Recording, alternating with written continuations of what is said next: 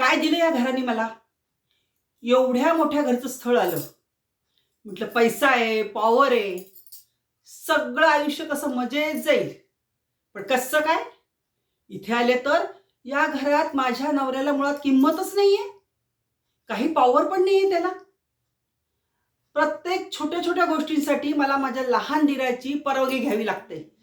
अगदी डोक्यात जातं बघा माझ्या. कोण लागून गेलाय तो? कोण समजतो स्वतःला तो? मी या घरची मोठी सून आहे. मला तो माझा मान मिळालाच पाहिजे. त्यात माझा हा नवरा, त्याला या सगळ्याशी काहीच देणं घेणं नसतं. पण मी शांत बसणार नाहीये. मला प्रॉपर्टी हवी, मला सत्ता हवी आहे आणि माझा शब्द या घरात चालला पाहिजे, असंच झालं पाहिजे. हळूहळू या घरात मी सुरुंग पेरत जाणार आणि एक दिवस ठफ उद्ध्वस्त होणार सगळं. मी या घरची मालकीण होणार. सगळी सत्ता माझ्या हातात येणार आणि माझा शब्द हा अंतिम शब्द राहणार. हे सगळं घडणार.